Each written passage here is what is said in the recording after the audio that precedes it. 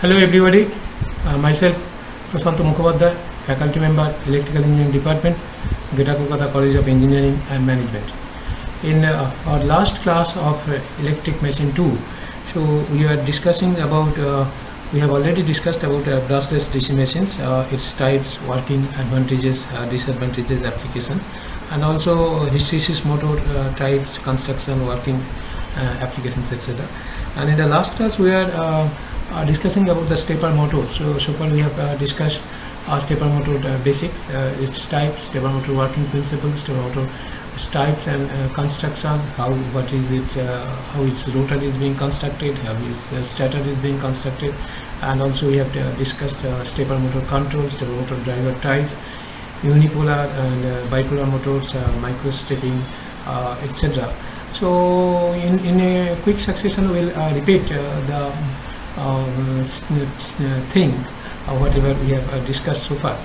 So stepper motor control, actually we have seen stepper motor basically controlling by electrical connections of the motor coils and transistor. The transistor base is a device which is basically controlling the electrical connection of the motor coils, and transistor can be seen as electrically controlling interrupters, which when closed allow the connection of a coil to the electrical supply and thus the flow of current in the coil.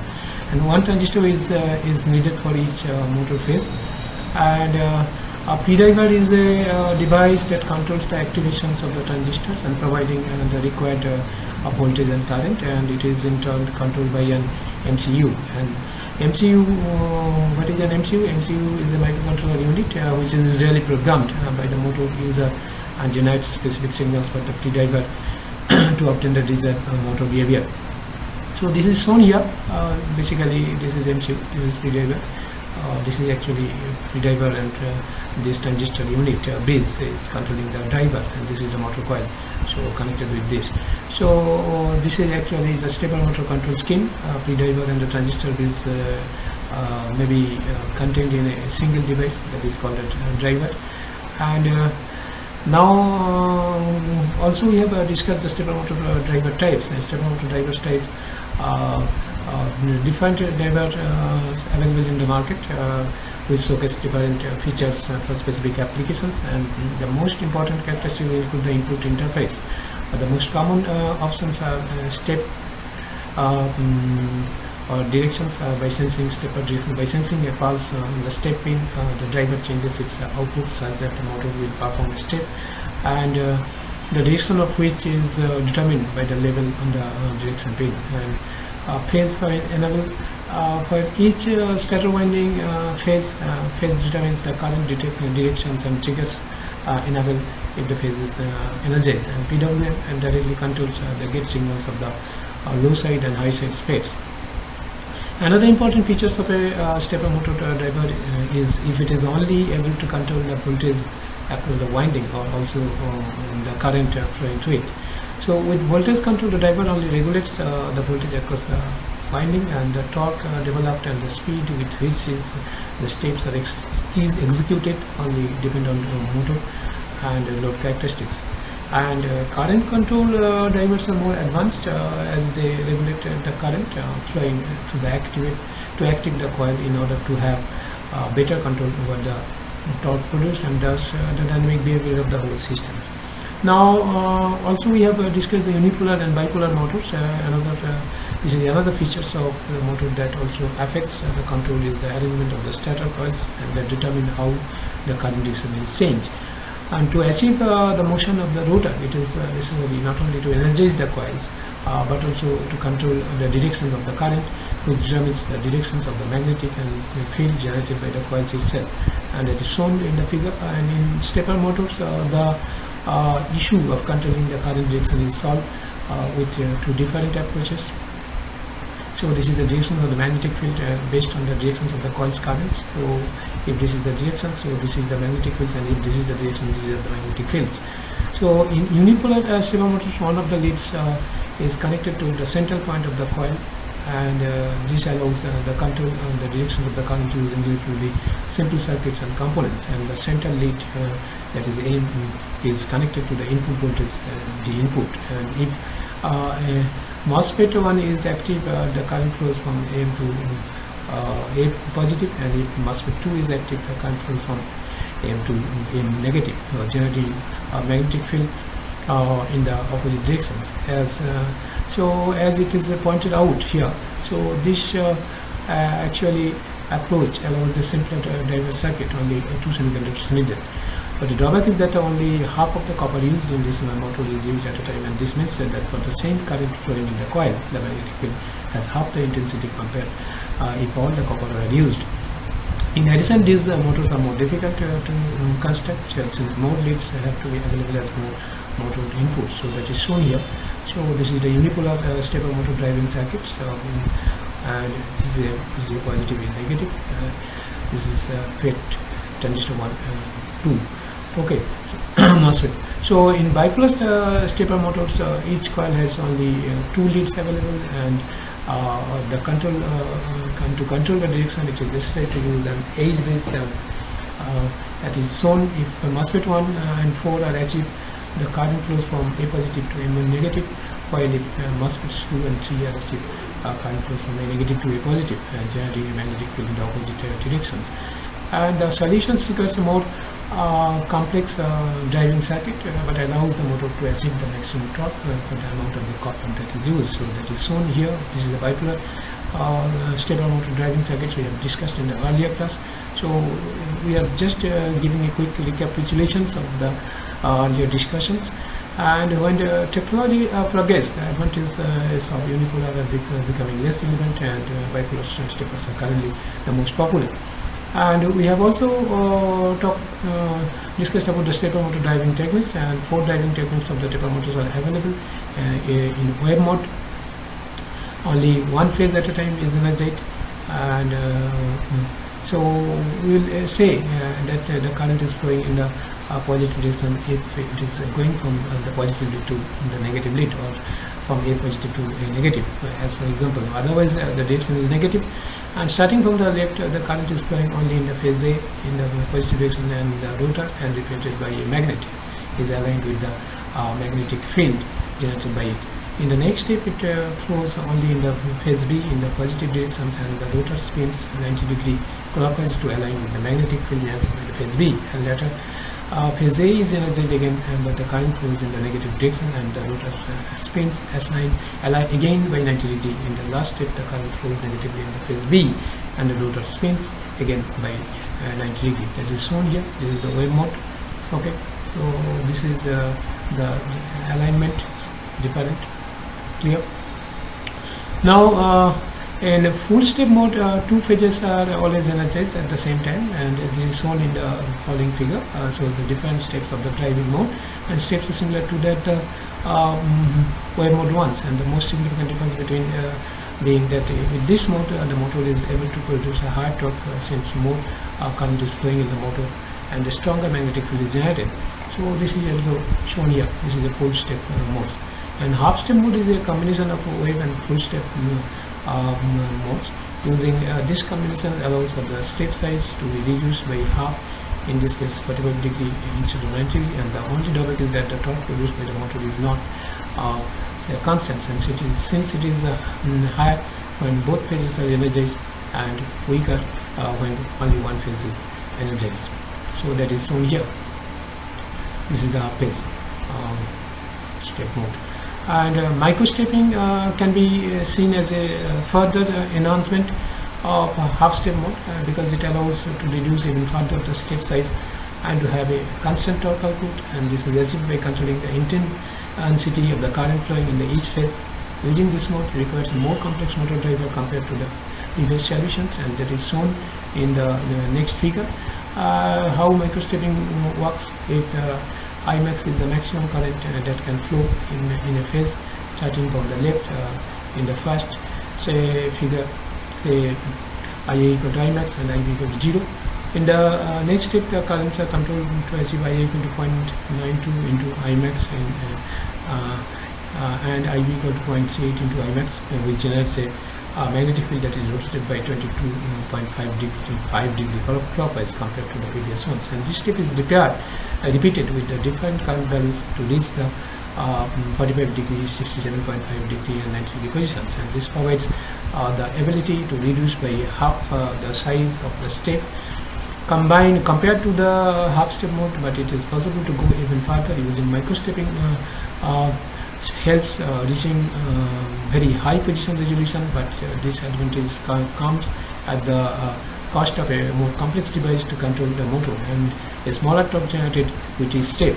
Indeed, the torque is proportional to the sign of the angle between the stator magnetic field and the rotor magnetic field, and therefore when the steps are smaller, the torque is smaller, and this may lead to missing some steps, meaning the rotor positions does not change even if the current in the stator winding has. So this is shown here. This is the micro stepping at different stages. See what I have discussed so this is shown here in the micro stepping. Now stepper motor advantages and disadvantages. So that now we understand the working principles of the stepper motors, and it is useful to summarize their pros and cons compared to the motor types. Advantages is due to their internal structure, stepper motors do not require a sensor to detect the motor positions, and since the motor moves by performing steps, by simply counting these steps, you can obtain the motor positions at a given time. In addition, stepper motor control is pretty simple. The motor does need a driver but does not need complex calculations or turning to work properly. In general, the control effort is lower compared to other motors, and with micro steppings you can reach high position accuracy up to approximately 0.007 degree.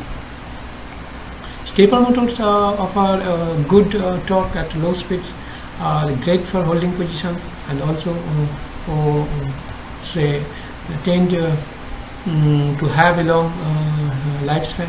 And also disadvantages is they can miss a step if the load torque is too high. This negatively impacts the control, since there is no way to know the real positions of the motor. Using micro steppings makes stepper motors even more likely to experience in this issue. And these motors always drain maximum current even when still, which makes efficiency worse and can cause overheating. And stepper motors have low torque and become pretty noisy at high speeds, and finally stepper motors have low power density and a low torque to inertia ratio. To summarize, stepper motors are good when you need an inexpensive, easy to control solution, and while efficiency and high torque at high speeds are not necessary. So stepper motor uses and applications also, due to their properties, stepper motors are used in many applications where the simple positions control and the ability to hold the positions are needed, including printers, that is printheads, paper which can bar, then 3D printers, then say rotor robots arms, and effectors, then DSLR cameras, then video cameras, then engraving machines, then ATM, and also they are used in industrial machines. Stepper motors are used in automotive gauges and machines tooling, automated production equipment, security, new surveillance products for the security industry, medical. Stepper motors are used inside medical scanners, samplers, and also found inside digital dental photography, fluid pumps, respirators, and blood analysis machinery, and consumer electronics. Stepper motors in cameras for automatic digital cameras, focus and zoom functions, and also have say business machines applications, computer peripherals applications, etc. So these all actually the applications of stepper motors, and so we have seen the different in this discussions, that is stepper motors, its basics, its types, its working principle, its construction, rotor and stator, also control, stepper motor control, stepper motor driver types, unipolar, bipolar motors, micro stepping, advantages, disadvantages, and its uses, applications, etc. in the different field. So that's all about the stepper motors, and I think if you say listen it properly, you will get it without any problem, and if you have any problem, you may contact me. So thank you. So for this listen. So now we'll discuss a new topic, new electromechanical devices, that is tachogenerator. Now you must have to know what is tachogenerator. Actually, a tachogenerator or a tachometer generator is an electromechanical device used to accurately measure the speed of engines and motors. And in fact, a tachogenerator can measure the speed and direction of all manner of rotational devices when connected, and will output a voltage proportional to the rotation around its own shaft. And in other words, a tachogenerator can convert mechanical energy, say convert mechanical energy into electrical energy. And tachogenerator is a precision instrument and available in solid shaft, blind shaft, and hollow shaft types. So once again, I'm telling you, tachometer generator or tachogenerator is electromechanical device used to accurately measure the speed of engines and motors. And in fact, a tachogenerator can measure the speed and direction of all manner of rotational devices once connected, and will output a voltage proportional to the rotation around its own shaft. In other words, a tachogenerator can convert mechanical energy into say electrical energy. A tachogenerator is commonly used to handle voltages between 0 to 10 volts, and is classed as a precision instrument and available in solid shaft, blind shaft, and hollow shaft types. So these are what these are applied. So tachogenerator applications, and they can be found in various kinds of machine tools and other equipment where the measurement of speed and direction is essential. And these include electric motors, conveyor belts, engines, fans, and mixtures. And consumer products, where you would expect to find a tachogenerator, will be in a washing machine or a food processor. A tachogenerator is also used in voltage control and current limiting circuits to protect equipment from, say, overheating, or to protect other components within an electromechanical device. So as I told you, it may be solid shaft tachogenerator, hollow shaft, or blind shaft. So solid shaft tachogenerator are connected to a shaft, which in turn is connected to an external rotational device. So it is the rotation of the external device which turns the tachogenerator shaft, and thus generates a very specific range of voltages in accordance with the speed and directions of the shaft. And tachogenerators can indicate rotational directions due to the fact that if a tachogenerator shaft is reversed, the output voltage provided will change, and the solid shaft tachogenerator is best suited to high load applications. And hollow shaft tachogenerators differs internally from the solid shaft tachogenerators in that they are designed with 4 magnetic poles rather than 2.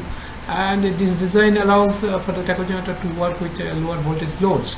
And example of the use of a DC hollow shaft tachogenerator is to sense the speed of an elevator. And a DC tachogenerator is installed in the hoisting equipment on the traction sieve that drives the cables. It enables the accurate control of the cable speed to make sure that the lift stops at the right flow and does so smoothly. And so basically these solid shaft and applications are there. Now actually, once again I'm telling you, this tachometer generator is used for measuring the rotational speed or angular velocity of the machine, which is coupled to it, and it works on the principle of relative motion between the magnetic field and the shaft of the coupled device. And the relative motion induces the EMF in the coil, which is placed between the constant magnetic field of the permanent magnet, and the developed EMF is directly proportional to the speed of the shaft.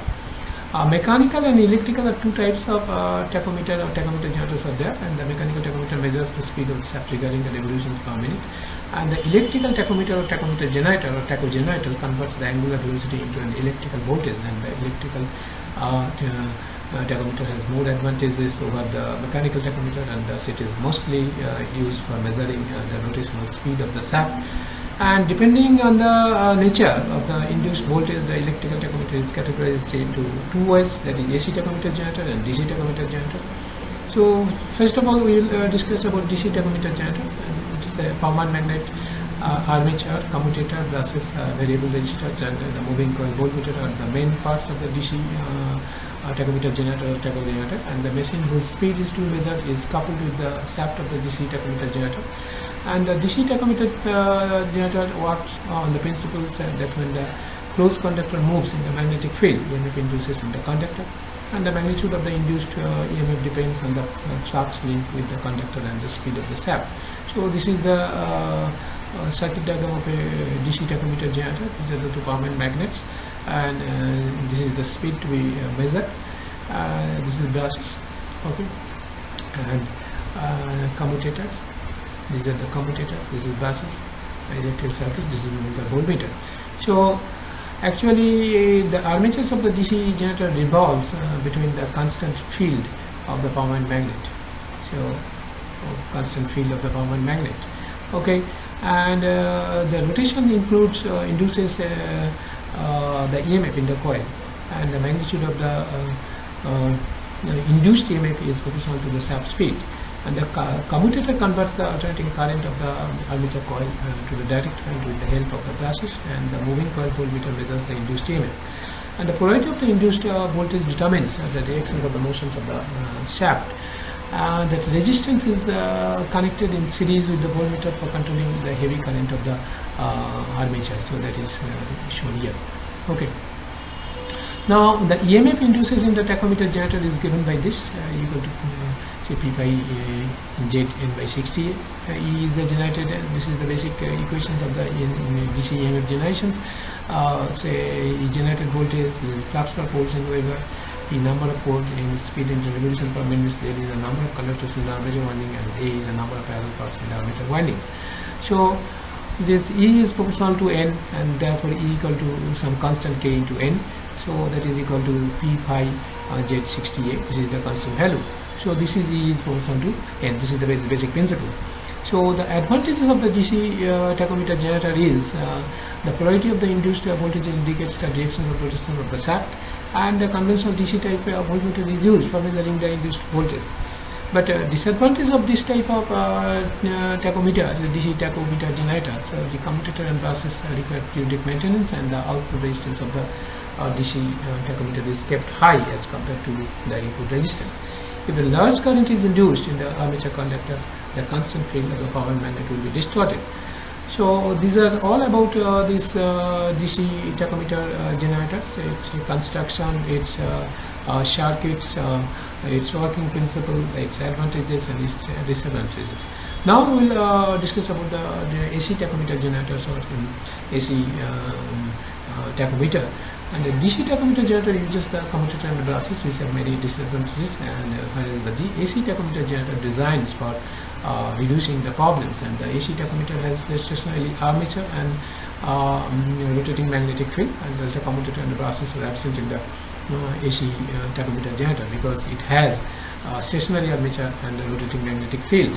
So the rotating magnetic field induces an EMF in the stationary coils of the stators, and the amplitude and the frequency of the induced EMF are equivalent to the speed of the shaft, and thus either amplitude or frequency is used for measuring the angular velocity.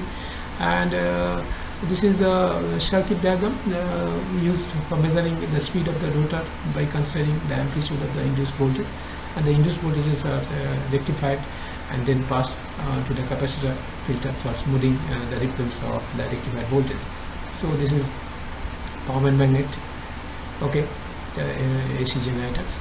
So this is the output, this is being rectified, this is moving coil voltmeter, and this is the smoothing capacitors. So this is AC tachometer generator circuits. And another one is drag cuff rotor AC generators. Drag cuff rotor AC drag cuff type AC tachometer is shown here. Oh, this is the reference coil. This is actually quadrature coil. This is quadrature axis. This is shaft. Okay. This is direct axis. This is drag cuff. Okay. This is drag cuff rotor. So this is actually AC generator. The stator of the generator consists of the two windings, that is the reference and the quadrature winding. As I told you, this is reference and the quadrature coil. So and both the windings are mounted 90 degrees apart for each other. So the rotor of the tachometer is made with a thin aluminum cup. Is a thin aluminum cup, okay, and it is placed between the field structure. So it is placed between the field structure. Okay, so the rotor is made of a highly inductive material which has a low inertia, and the input is provided to the reference windings, and the output is obtained from the quadrature winding. This is for input and this is for the output. Okay, and the rotation of the rotor between the magnetic field say induces the voltage in the sensing winding, and the induced voltage is proportional to the speed of the rotations. So the advantage, the drag cup tacho generators generates the ripple free output voltage, and the cost of the generator is also very less. And disadvantage is the nonlinear relationships obtained between the output voltage and the input speed when the rotor rotates at a high speed. So that's all about these tacho generators. So in this tacho generator part, so we have discussed about what is tacho generator, what are the different types of tacho generators, and how these DC tachometer generators are being used, AC tachometer generators are used. So this actually the tachometer generator or tacho generators all about. So with this we have finished our electric machine 2 course for this BTech 5th semester program. So I can tell you that with this discussions of the different modules, so you will get the say very nature, characteristics, circuits, operational, equivalent circuits, etc. of different machines, starting from 3-phase induction machines, single-phase inductions motor, say synchronous machines, and special electromagnetic devices. And there are different parameters, different say aspects we have discussed so far. And I am very much thankful to all of you for listening this all these lectures very carefully. And once again I am telling you, so from this course outcome you will be able to apply this knowledge whenever you will be going in the say practical field in the industry, or wherever you will it is needed. And with this you can have say sizable amount of knowledge about all these electric machines, and that will help you in futures.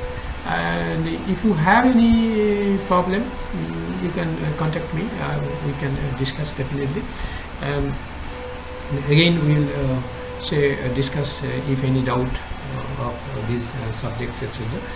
And I once again tell you to go through the textbook properly, different say materials available in the internet. You can go through the different say MOOCs, SHAMs lectures, NPTEL lectures, and definitely the textbooks and the reference books which we have prescribed from each and every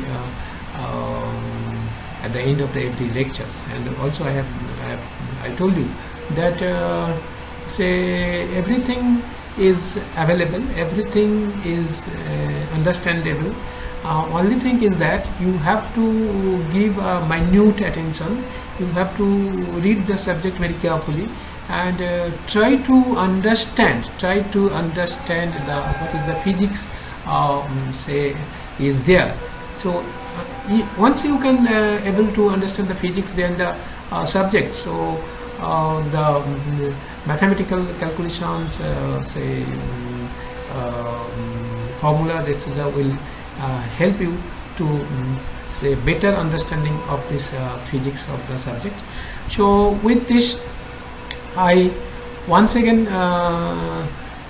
say give my sincere thanks to all of you for the entire say lecture sessions of this electric machine 2 subject. And one more thing, I am repeatedly telling you, if you face any problem anywhere, any say about the subject matters, you can contact me anytime. So that's all. Thank you, all of you.